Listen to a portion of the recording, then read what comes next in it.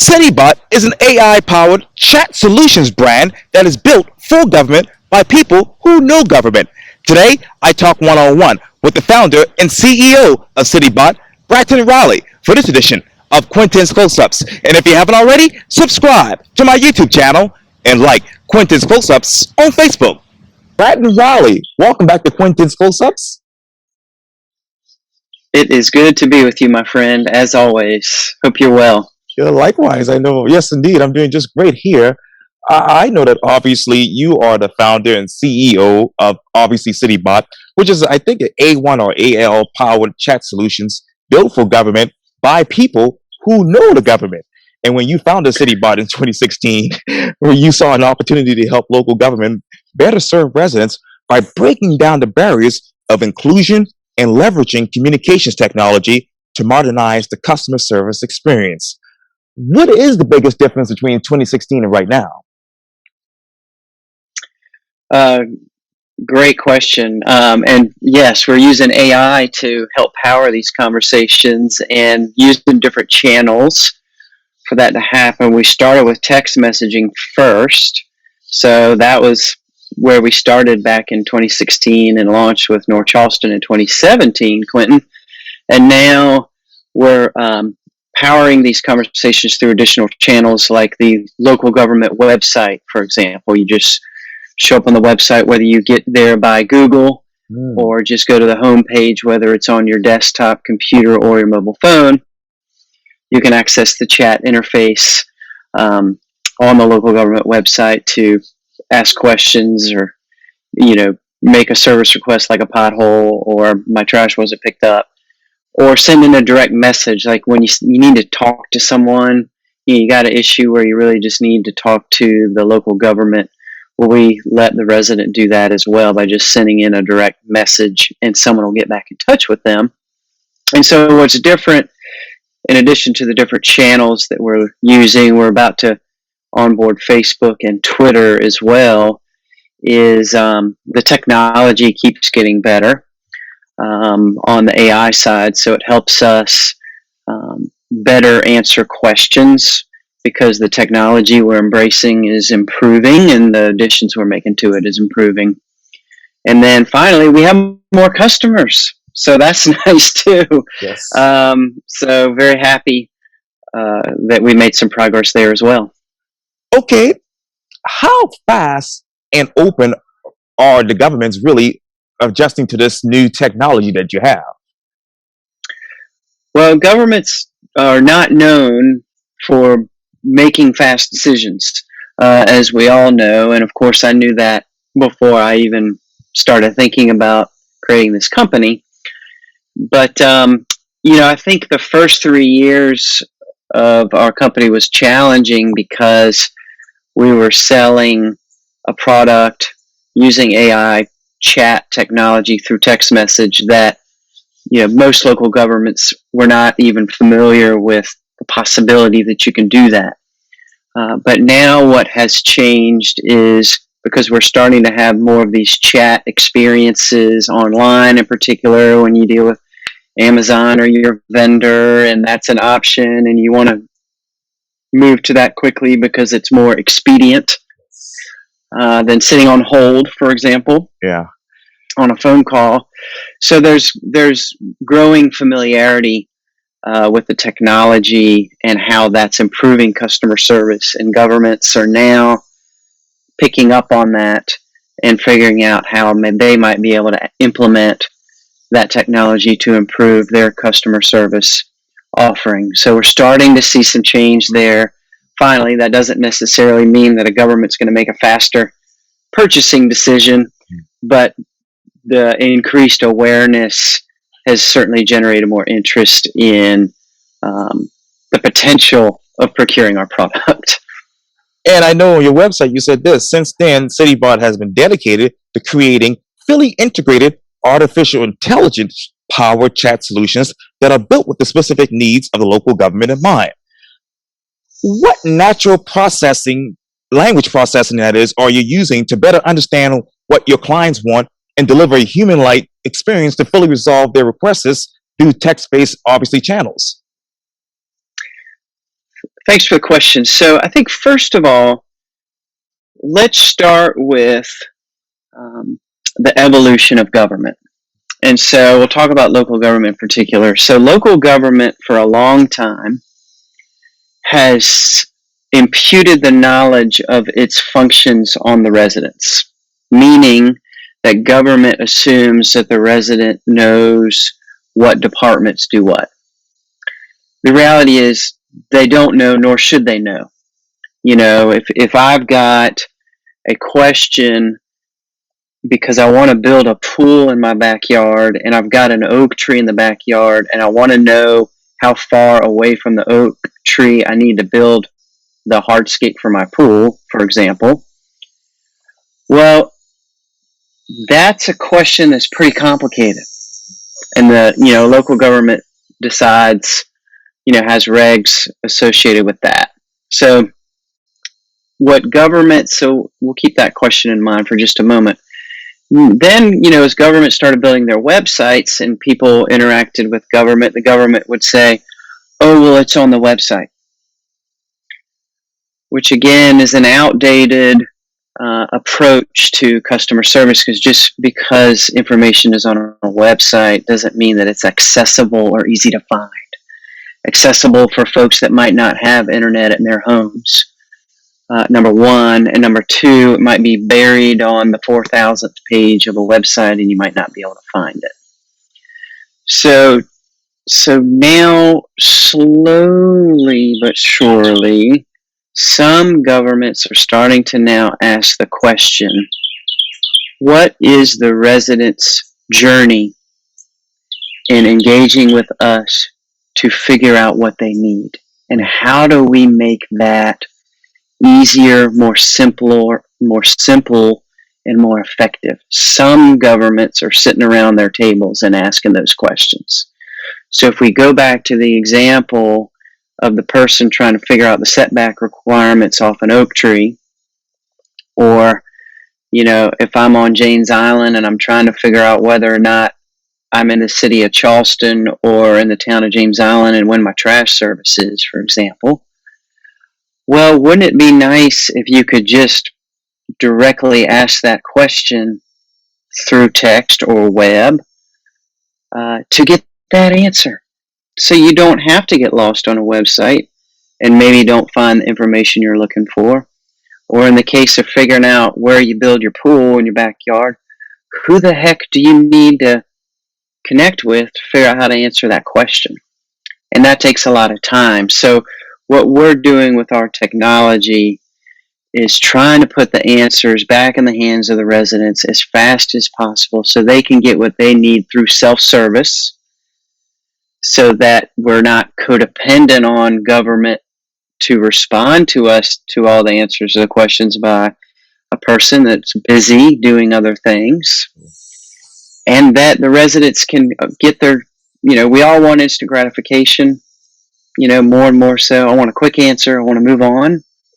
So let's put that in the hands of the residents and make it easier to get that answer and take the pressure off of, government and its departments, et cetera, to respond to the email or respond to the phone call or the voicemail, et cetera, because they're all busy doing hard work and they can't just hire, tens and tens more people to do what they need to do as much as they would like to. So we just want to be there to help make those systems work better, and they're easier and they're more accessible for residents, regardless of how much money they make or what their skin looks like or what language they speak even, which is what we're working on now, that they can get that information that they need. We want to help governments build trust with the residents, and this is one way that we're helping them do that. And how many of those customers have joined CityBot since 2016? So we're in the mid-30s now, which is still, we're still a startup in many ways, but we've got some, it's hard to get those customers in government, but when you get them and they're happy, they will share their happiness with their colleagues, which is obviously different from the private sector, because, if we figure out some new technology, you don't necessarily want your competitors to know about it. But in government, and the people that we get to work with, the privilege that we have to work with them, they do want to share. And so that's kind of where we're starting to see some growth, is because we have happy customers that want to share the impact that we're having on them. And I'll give you an example of that, Quintin. So 2 weeks ago today was the day after Hurricane Ida hit the city of New Orleans, who is a customer of ours. And they have a 311 system, which is a non-emergency customer service call center that a lot of big cities have. And they have a 911 system, of course, for the emergency calls. And so Monday morning, 2 weeks ago, we were constantly in touch with them. How can we help you? How can we help you? That morning, our system was the only system functioning because 911 and 311 was down. The phone systems were down. And so we were using our product to help get the messages out when anyone interacted with Citybot, to help take care of the people. For example, those folks on oxygen that needed a new oxygen tank and didn't have power in their homes, here's where you can go to get that. Here's where the shelters are in the city. If you need power and water and food and safety, here's where they are. So we worked with them continuously through the last 2 weeks to get those messages out through our system, to help the residents be aware of what they're doing. And then, soon after, the phone systems came back up, thank goodness. Yeah. But for a while there, we were the only system working. And as hard as the times are when those happen, it is such a privilege to be able to be there for these heroes that are working so hard to get the city back up and running and take care of the residents. Oh, absolutely. And you also said this too. Beyond technology, the Citybot team believes in collaborative partnerships to ensure success and to serve the greater mission of empowering residents and creating connected communities. What is this region's population gains, and what is this region's population's losses? So, specific to the Low Country? Yes, sir. Well, I know the census data has just come out. I haven't studied it intensely, but obviously Charleston County and Dorchester and Berkeley are, three of the large growing counties in the state, along with Horry and Greenville, I think, are the fastest growing. And so as more people come and more people, get connected to, their cities and the city services, the county services, we want to be there to help them. Number one, and back to the collaborative partnership comment that you made, when we show up to a local government, they've made technology choices. They have software systems in place and their website, of course, and everything. So part of what that collaborative partnership means as well is when we show up to a local government, it's with the utmost respect of the technology that they have in place. And the onus, the obligation should be on us to make sure that our system communicates to those systems that they have in place, so that we can add value and create efficiencies through connecting with the systems that they have. So we want to serve more residents as they move here, and also create more efficiencies with connecting into the technology that our local government partners have. And what is this region's population growth versus the national average when you look at your numbers? So, I'd have to, I don't know it offhand. I don't know that offhand. Okay. Unfortunately, I could look it up while we're on the call, but, I know that at one point in time, there was 48 people per day that was moving to the Tri-County area, which I know is much higher than the national average. A lot of, some states are losing population. Ohio, Connecticut are two that I know offhand, and no surprise that, those are areas where folks are deciding to move from those states to Charleston. So we know that's happening. We know that COVID has impacted a lot of this growth, that the census data from last year may have picked up some, because that data came in last year, but we certainly know anecdotally, even since then, that the growth continues to happen very fast. So we'll see what those numbers look like. But it's no surprise to all of us that so many people are moving here, and we welcome them, but it creates challenges for community building and making sure we're taking care of those that are feeling the pressure on the homes that they live in now, and feel as it gets more expensive, it's a real burden that we all know that our community is facing as well. This might go off a little off topic, Bratton, but how does local government choose the right technology in the midst of COVID? So it's interesting. I put governments into two categories. There are the governments that realize that because COVID really was a game changer moment. Some governments realize, well, we can't afford to not innovate faster to bring technology in to help us be better connected and serve our residents better. So there are a group of governments that fit into that category, and then there's a group of governments that fit into the category of, this has been such a massive event and has had economic implications on us because our tax revenues went down. We can't do anything. And that was kind of last year coming into this year, and we're starting to see, with the federal stimulus and, the initial shock kind of wearing off a little bit, that I think, more governments are getting into the category of, we really do need to innovate and procure the right technologies that can help us achieve our vision. In our case, we're in the resident engagement, side of the house, so to speak. So we want to, achieve that vision of being a better engaged government to serve our residents better. And what is that compelling benefit, as far as CityBot? So, one, we help government serve more residents because our system works 24/7. So any time of day, you can connect to, whether it's the city of Charleston, North Charleston, Charleston County.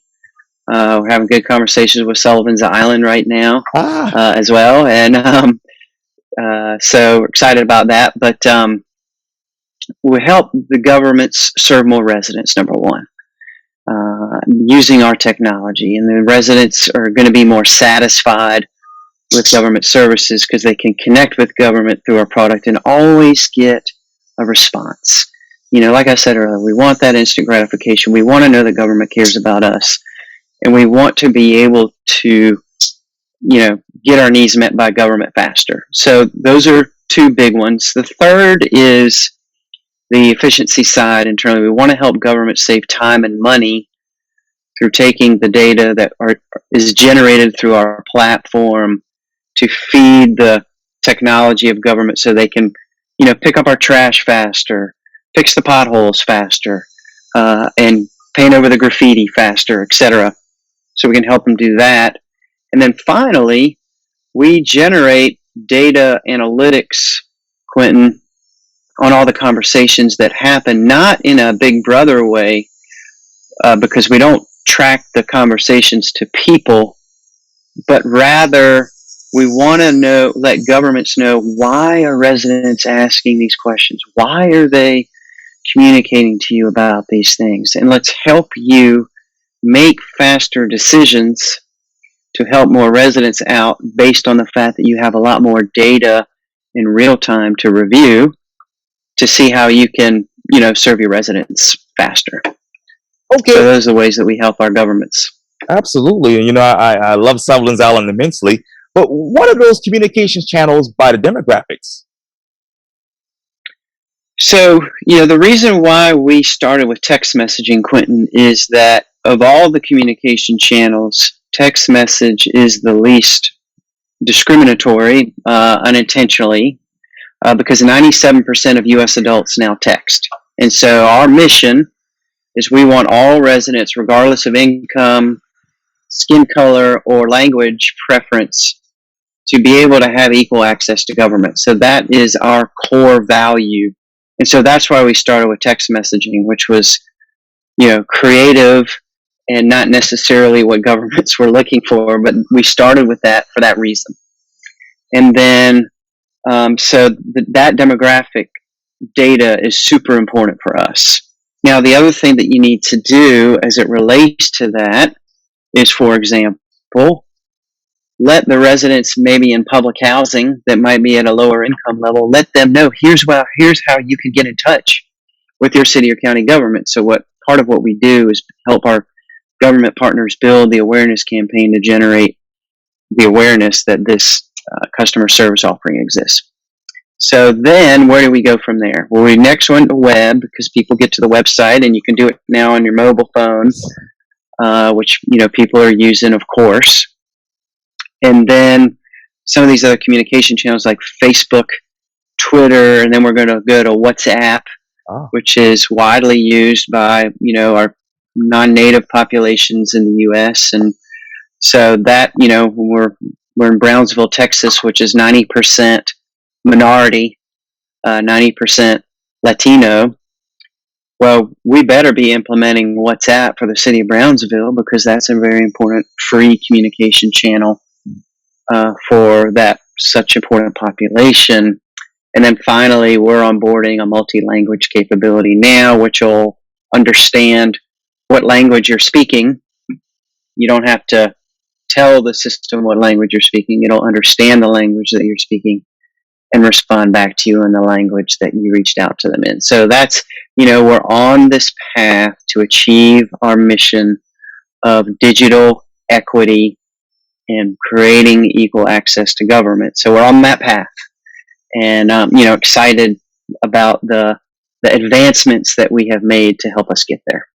And you also this too leverage technology to drive efficiency and effective communication. How are you enhancing stakeholder communication? So, well, we do that in a number of ways. First of all, with our system, it's like the door is always open. You want to have an open door. So we're opening up City Hall, County Hall. We're starting to work with some state governments as well. We want to open up those virtual doors to government to make communication more accessible, number one. And then number two, we can also, with our text message product, enable governments to push out text message communications to its residents, and residents can directly respond back to those communications. So, for example, heaven forbid, we've got a hurricane, potentially coming our way. Well, local governments can use our product to push out text message updates on sort of the local, here are the local evacuation routes. Please, click on this link to see which route serves you best, depending on where you live in the Low Country, for example. And then if residents have questions about that, well, they can just directly ask their questions. And so that's another way that we help governments better communicate with the residents. How are you obtaining and synthesizing information about your client's engagement with you, Citybot? So, number one, when we build our system for government, we actually use the government website as our primary knowledge base to help answer questions. Governments work hard at putting all this content on their websites, and it's painful for them because, it's public agency. Every piece of information needs to be there, and they work really hard at that. And so we want to make that information easier to find and easier to get answers to questions. And so that's how we're making information more available and accessible to residents, really piggybacking off the work that governments have already done. And then through our data analytics dashboard system that we build out for our customers, you can actually see, well, look at all these questions that came in on this particular day, and what channel they came in through. And, for example, the data that's come in from New Orleans over the last couple of weeks has been both, heart-wrenching questions that are coming in from residents that are trying to keep themselves safe, but also showing how government's working so hard to take care of them. So we want to use those data insights to help serve the residents better, but help the governments have a better insight on what the residents are actually looking for. And you also said this too. You want to build sustainable and scalable customer service platforms. What is that world class partner that helps you offer those scalable solutions? Well, what's great about our technology is the traditional model for customer service, and I commend the city of Charleston, for example, for doing this. Soon after Mayor Tecklenburg came in, he created, customer service call number, Right. which in the team, Susan Poteet and the team at the city of Charleston, they worked so hard to answer those calls. And so, that's a big investment.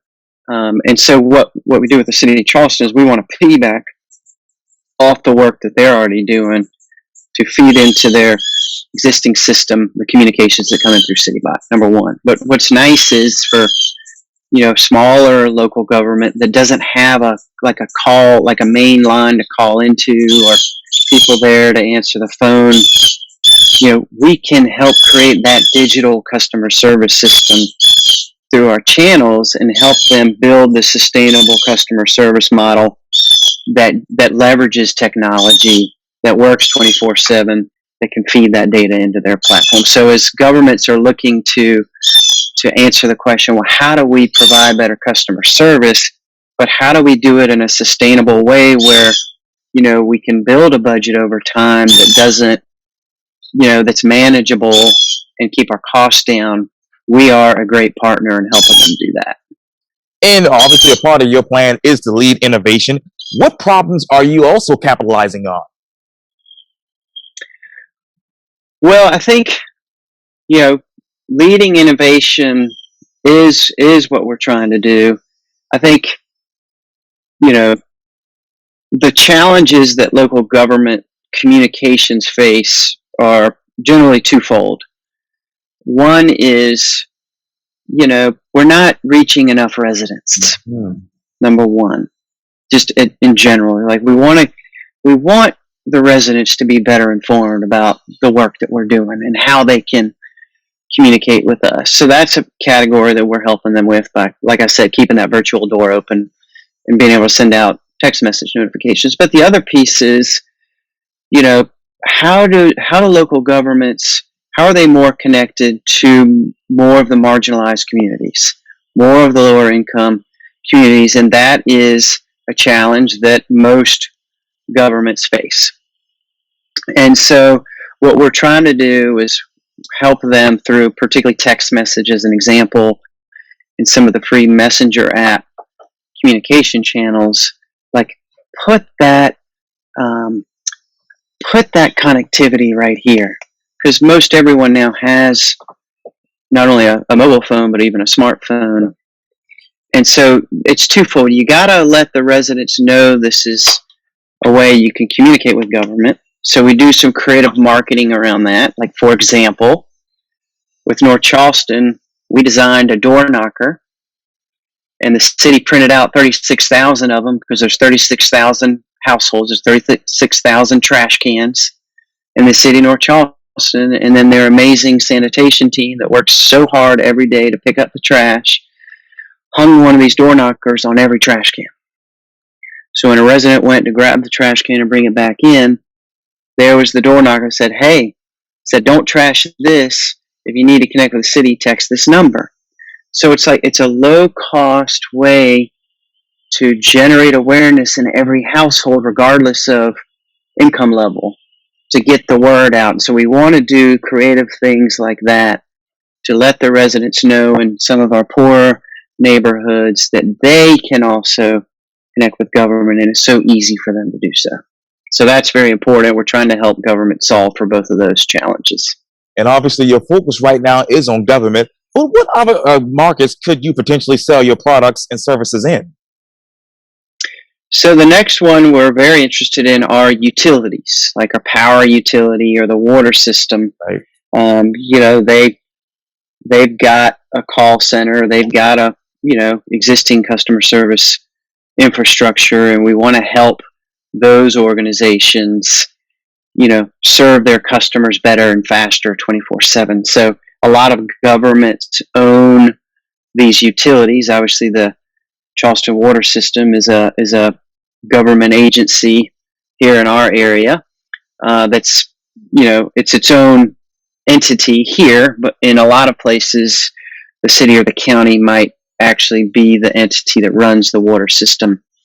And then even power systems in a lot of cities and counties across the country, the government actually runs the power system. So it's a logical next step for us to move into that space, piggybacking off of our existing customer base and then connecting into, the Santee Coopers and the Dominions of the world. And, I've sat on hold many times, connecting with the power company, and certainly would love for that customer service experience to be more expedient myself. So we'd love to help them out with that.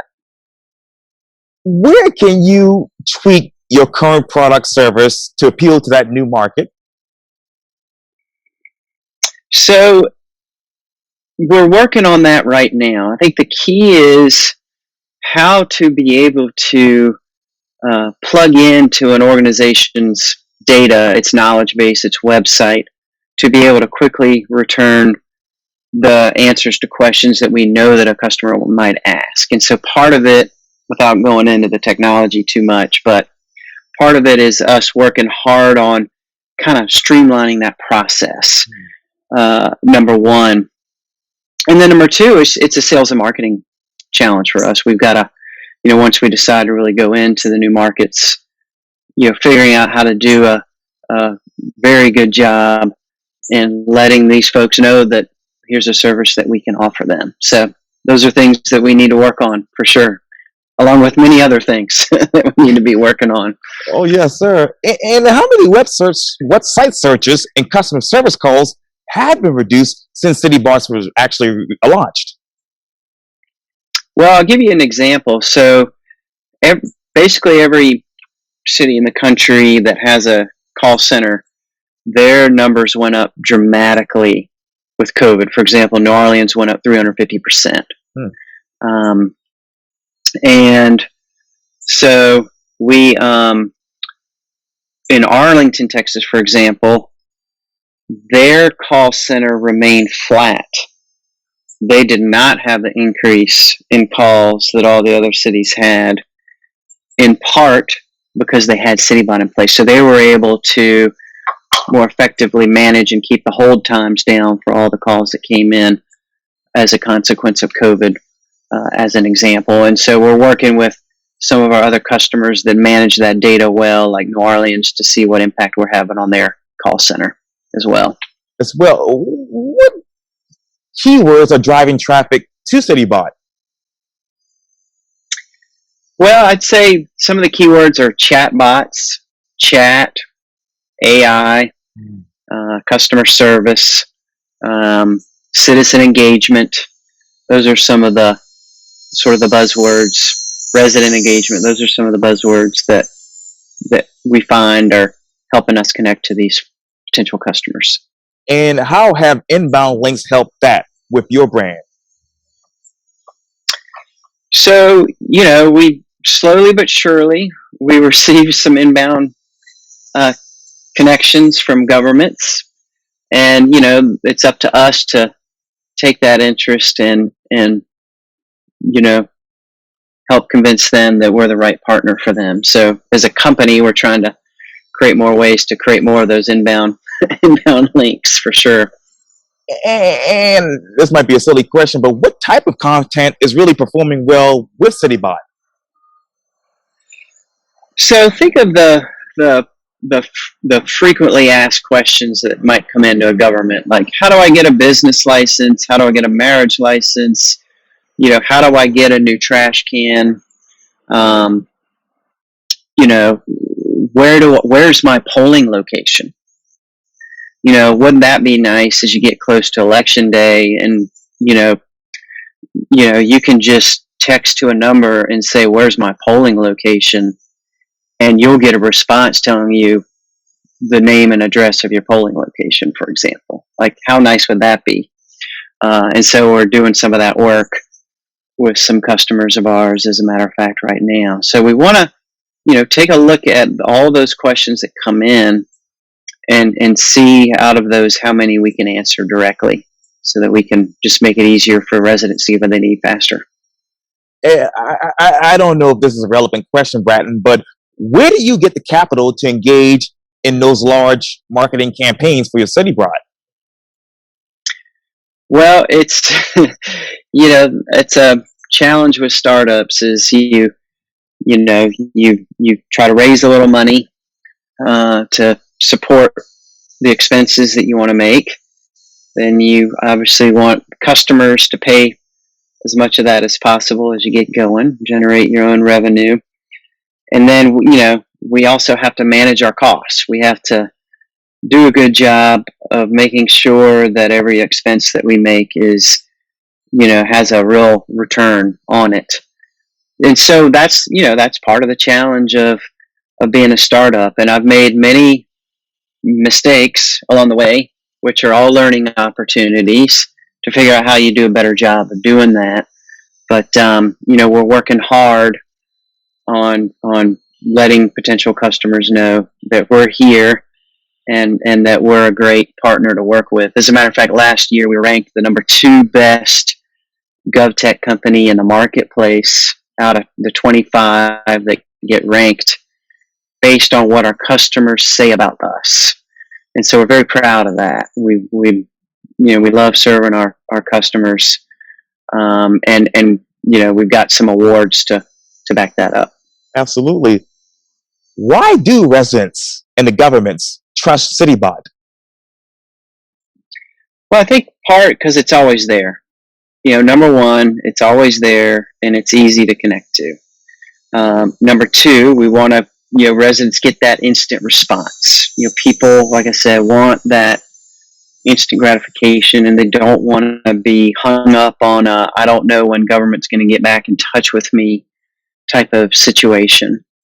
And so I think those are the two, leading reasons why residents are trusting us and our system. And what will government look like in the next 5 to 10 years with the power of CityBot? Well, it's a great question. I think, number one, we'd love to show government that how innovation can really help them do a better job, but also take off of their shoulders some of the menial tasks that they have to do. And there's good research showing that, you create a better employment experience for government staff if you can take some of those menial tasks off their shoulders, and that frees them up to do more meaningful work. So then there's some good data on that. So I think that's one way. I mean, in general, I think what kind of along with what we do is we'd love to see government leadership support more innovation internally and empower their employees to feel more emboldened to take more risks, and if they make mistakes along the way, that the government leadership gets their backs and says, nice try, and what can you learn from that? There's a lot of fear in government. People are worried about losing their jobs and making mistakes in the public, response that accompanies that. And there's a lot of opportunity in government, especially if you want to attract, some of our younger folks into government, to create cultures of innovation and support and empowerment to take risks, calculated risks, and learn from them. So we'd love to be a partner with our governments to help them be more emboldened to do that. I think in addition to them being more innovative, especially in this world of, close to full employment, you read articles about police departments, for example, paying a $15,000, bonus for new hires, example. We want to help governments create spaces that are more attractive for folks to come work there. And I think helping with that culture would help them do that.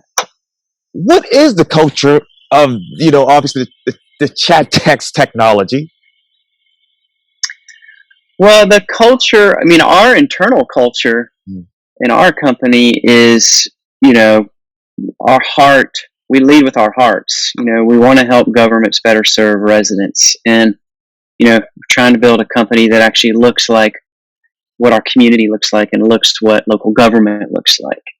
And then the culture of the system is just, or the product is just, making government less, maybe challenging to get in touch with, or maybe some people write government off because, of the non-responsiveness. We want to invite more people to be participants in the connectivity with government, and we hope that the outcome from that means more trust. And number two, maybe more folks that want to get involved, or vote, or do whatever it is that government can also be their partner to. Bratton Riley of Citybot, thank you so much for your time. And again, welcome back to Quintins Close-Ups. It's always good to be back, my friend, and it's always good to be with you. Thank you for all you do for our community. Oh, thank you so much. I'm happy to help.